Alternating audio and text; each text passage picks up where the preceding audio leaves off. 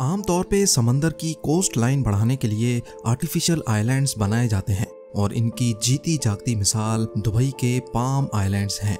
समंदर की लहरों के खिलाफ जाकर वहां जमीन के टुकड़ों को बनाना वाकई एक मुश्किल तरीन चैलेंज होता है। लेकिन आज आप एक ऐसी सिटी के बारे में जानेंगे जिसको समंदर में नहीं बल्कि समंदर को रेगिस्तान तक लाया गया है। जी हाँ, यहाँ बात हो रही है कुवैत में मौजूद सबाह अल अहमद सी सिटी की, जो कुवैत के बिजनेस टाइकून खालिद अल मरजूक का ख्वाब था। कुवैत की कड़कती गर्मी और रेगिस्तान के बीचों बीच खूबसूरत शेप का समंदर और इसके गिर्द 2.5 लाख लोगों के लिए एडवांस्ड इंफ्रास्ट्रक्चर बनाना एक ऐसा मिशन था जिसमें इंजीनियर्स को कुदरत के कानूनों के खिलाफ जाकर काम करना पड़ा। लेकिन सवाल यह है कि कुवैत को इस मेगा सी सिटी की जरूरत ही क्यों पेश आई। इसमें ऐसी क्या कॉम्प्लिकेशंस पैदा हो गईं कि पिछले 32 सालों से इस पे आज तक काम किया जा रहा है, और सबसे बढ़कर ये कि सी सिटी को बनाने में इंजीनियर्स को किस हद तक जाना पड़ा। ज़ेम टीवी की वीडियोस में एक बार फिर से खुशामदीद। नाजरीन, कुवैत दूसरों के मुकाबले में है तो बहुत छोटा, लेकिन उसके बावजूद भी ये मिडिल ईस्ट का दूसरा अमीर तरीन मुल्क है। कुवैत इतना अमीर मुल्क है कि दुनिया की सबसे ज्यादा वैल्यू रखने वाली करेंसी कुवैती दिनार ही है। जहां हमें इंडिया में 78 रुपीस का $1 और पाकिस्तान में 200 रुपीस का $1 मिलता है, वहीं कुवैत में एक कुवैती दिनार के बदले में $3.2 मिलते हैं। और इसकी सबसे बड़ी वजह यहाँ से निकलने वाला क्रूड ऑयल है।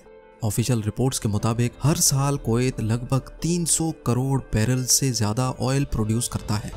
एक तो इतनी ज्यादा ऑयल प्रोडक्शन और फिर ऊपर से कुवैत की पॉपुलेशन भी सिर्फ 42 लाख ही है। यही वजह है कि यहाँ का हर एक शख्स जरूरत से ज्यादा अमीर है। कुवैत में एक्सपेंसिव कार्स, यॉट्स, लग्जरी विलास और ऐशो आराम वाली तमाम चीजें रखना एक आम सी बात समझी जाती है। और ये सब कोई अभी से शुरू नहीं हुआ, बल्कि कुवैत की किस्मत 85 साल पहले बदली थी, जब यहाँ से पहली बार ऑयल निकलना शुरू हुआ था। 1980s में कुवैत के पास पैसा तो बहुत था, लेकिन अब इनके पास लग्जरी विलास बनाने के लिए जगह कम पड़ गई थी। कुवैत का तकरीबन सारा एरिया ही बंजर रेगिस्तान से भरा हुआ है। यहाँ पर बेसिक फैसिलिटीज ना होने की वजह से रहना काफी मुश्किल होता है। इसी वजह से सबकी कोशिश थी कि समंदर के किनारे अपना विला या फार्म हाउस बनाया जाए ताकि ठंडी हवा के मजे लिए जा सकें। बढ़ती हुई डिमांड को देखते हुए कुवैती बिजनेस टाइकून खालिद अल मरजूक ने एक ऐसी लग्जरी सिटी बनाने का ख्वाब देखा जिसका हर विला, हर मेंशन प्राइवेट बीच पे बना हुआ होगा। लेकिन ऐसा सिर्फ तब मुमकिन होता जब कुवैत की कोस्ट लाइन पर कोई जगह खाली होती। कुवैत सिटी पहले ही आधे से ज्यादा कोस्ट को कवर कर बैठी थी और बकाया बच जाने वाले कोस्ट पर कई प्रोजेक्ट्स पहले ही बन चुके थे। सऊदी अरब के बॉर्डर से सिर्फ 15 किलोमीटर पहले पर्शियन गल्फ पे एक नेचुरल क्रीक सिस्टम बना हुआ था। लहरों के प्रेशर से इन क्रीक्स में पानी काफी अंदर तक जाता था। ये देखकर खालिद मरजूक को आइडिया आया कि क्यों ना इन नेचुरल क्रीक्स को इस्तेमाल करके यहाँ एक पूरी सिटी बनाई जाए, जिसमें इन क्रीक्स को एक्सटेंड करके अपनी मर्जी की शेप दी जाए। ख्वाब तो उन्होंने देखा था, लेकिन इसको पूरा करना किस हद तक मुश्किलात को बढ़ा देगा ये किसी के वहमो गुमान में भी नहीं था। अब नॉर्मली होता यूं है कि नेचुरल कोस्ट लाइन्स हवा और लहरों के प्रेशर से बनती हैं। अगर कोस्ट लाइन को ऑल्टर या चेंज करने की कोशिश की जाए तो ये कुछ ही दिनों में वापस अपनी ओरिजिनल हालत में आ जाती हैं, क्योंकि इनका मुकाबला कुदरत से होता है। अब अगर रेगिस्तान में ऐसा क्रीक सिस्टम बनाना हो जिसकी शेप भी पसंद की हो और ये नेचुरल पावर्स उसकी शक्ल भी ना बिगाड़ें, तो इसके लिए ऐसी प्लानिंग की जरूरत होती है जो कुदरत के कानूनों के खिलाफ जाकर काम करे, और यहाँ भी कुछ ऐसी ही प्लानिंग की जरूरत थी। 1986 में खालिद अल मरजूक के बेटे फवाज अल मरजूक ने एक ब्रिटिश इंजीनियरिंग डिजाइन कंपनी से कॉन्ट्रैक्ट किया, जिन्होंने दिन रात एक करके कंप्यूटर सिमुलेशन की मदद से इस मेगा प्रोजेक्ट का डिजाइन बनाया। नेचुरली यहाँ सिर्फ 2 टाइडल क्रीक्स थीं, लेकिन 2 क्रीक्स मजीद बनाने का फैसला किया गया। कौन सी क्रीक कहां से निकलेगी, उस पर हवा और लहरों का कितना प्रेशर होगा, ये सारी कैलकुलेशंस करके जिन क्रीक्स पर पानी का ज्यादा प्रेशर था उनको स्प्लिट करके एक डिजाइन बनाया गया। लेकिन अभी मामला प्लानिंग फेज में ही था कि एक बहुत बड़ी मुसीबत आ खड़ी हुई। 1990 में इराक ने कुवैत पर हमला कर दिया।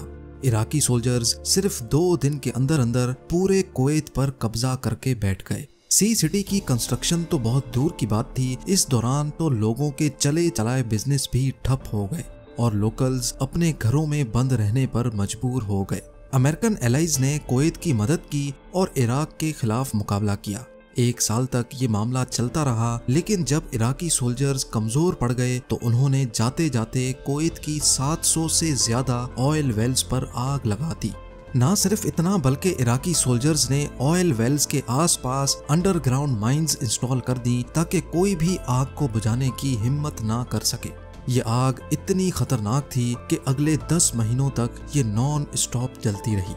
एक एस्टीमेट के मुताबिक तेल के इन कुओं पर आग लगने से कुवैत को रोजाना 60 लाख बैरल्स का नुकसान हुआ था, यानी टोटल 10 महीनों के 180 करोड़ बैरल्स का नुकसान।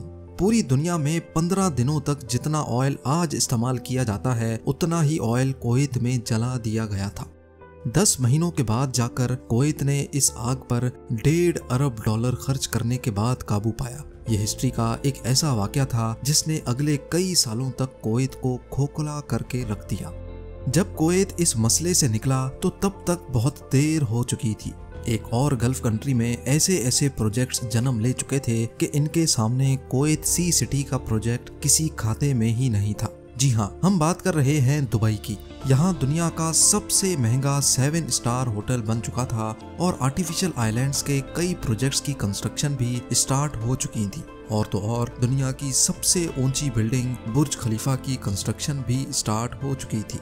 दुबई ज्यादातर इंटरनेशनल अट्रैक्शन पहले ही ले चुका था, लेकिन फिर भी कुवैत ने 2004 में सी सिटी की कंस्ट्रक्शन का काम स्टार्ट कर दिया। सी सिटी का ये प्रोजेक्ट 5 फेजेस में डिवाइड किया गया और फैसला किया गया कि एक एक करके फेजेस कंप्लीट किए जाएंगे। सबसे पहला काम था फेज 1 और 2 पे खुदाई करने का।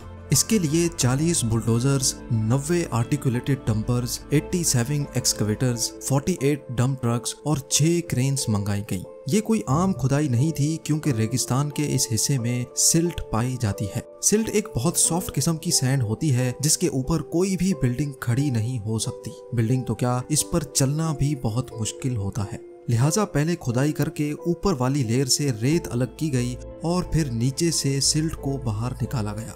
उसके बाद वही रेत डालकर जमीन का लेवल बढ़ाया गया ताकि आने वाले सालों में ग्लोबल वार्मिंग की वजह से समंदर का लेवल बढ़े तो इससे साहिल पर बनने वाले विलास पर कोई असर ना हो।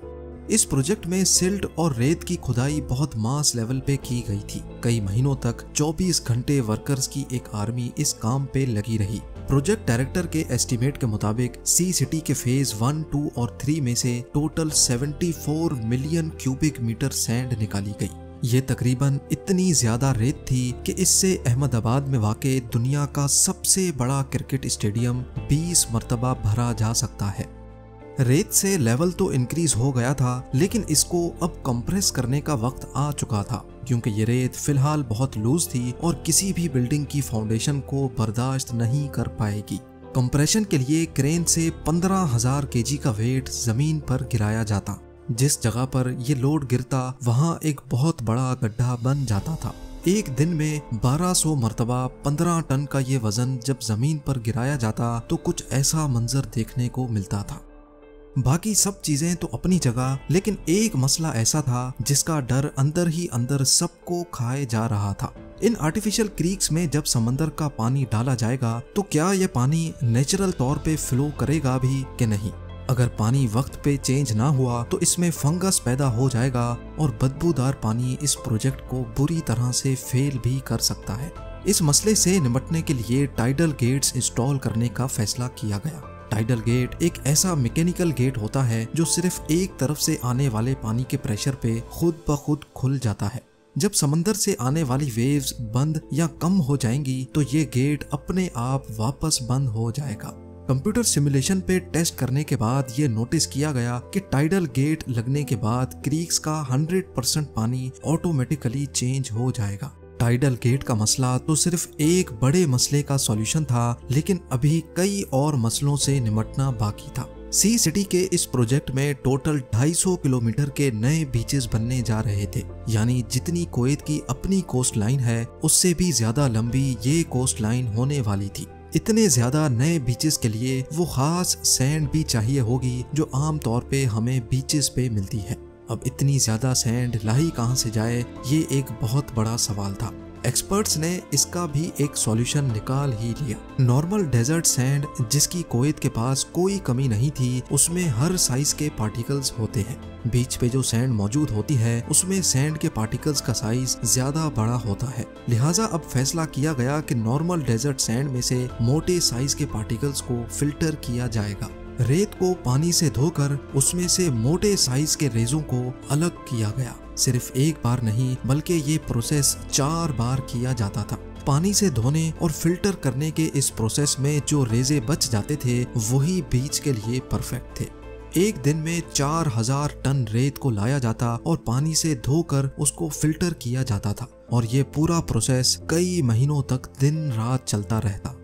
बीचेस की सैंड को लहरों के प्रेशर से बचाने के लिए पत्थरों की वॉल्स भी बनाने का फैसला किया गया। इन वॉल्स पर लगाए जाने वाले पत्थर बॉर्डर के उस पार सऊदी अरब की एक स्टोन क्वारी से लाए जाते थे, क्योंकि कुवैत के पास अपनी एक भी स्टोन क्वारी नहीं थी। पूरे 6 सालों की मेहनत के बाद सी सिटी के 3 फेज कंप्लीट हो चुके थे। अब बारी थी एक आलीशान लॉन्च पार्टी की। कुवैत के उस वक्त के अमीर सबा अल अहमद ने इस प्रोजेक्ट का भरपूर अंदाज में इफ्तिताह किया, और इसी मौके पर इन्होंने इस प्रोजेक्ट को अपने नाम से भी जोड़ने का फैसला किया, और तब से लेकर ये प्रोजेक्ट सबा अल अहमद सी सिटी के नाम से पहचाना जाता है। ये अपनी तर्ज का एक इंतहाई कॉम्प्लेक्स मेगा प्रोजेक्ट है जिसके अभी तक सिर्फ 4 फेज कंप्लीट हुए हैं और 5th फेज की कंस्ट्रक्शन अभी तक चल रही है। पिछले 32 सालों से कुवैत इस प्रोजेक्ट को पूरा करने के लिए कई मुश्किलात को झेल चुका है, और इसमें पेश आने वाले इंजीनियरिंग चैलेंजेस को सिर्फ एक छोटी सी वीडियो में बयान करना खासा मुश्किल है। उम्मीद है ज़ेम टीवी की ये वीडियो भी आप लोग भरपूर लाइक और शेयर करेंगे। आप लोगों के प्यार भरे कमेंट्स का बेहद शुक्रिया। मिलते हैं अगली शानदार वीडियो में।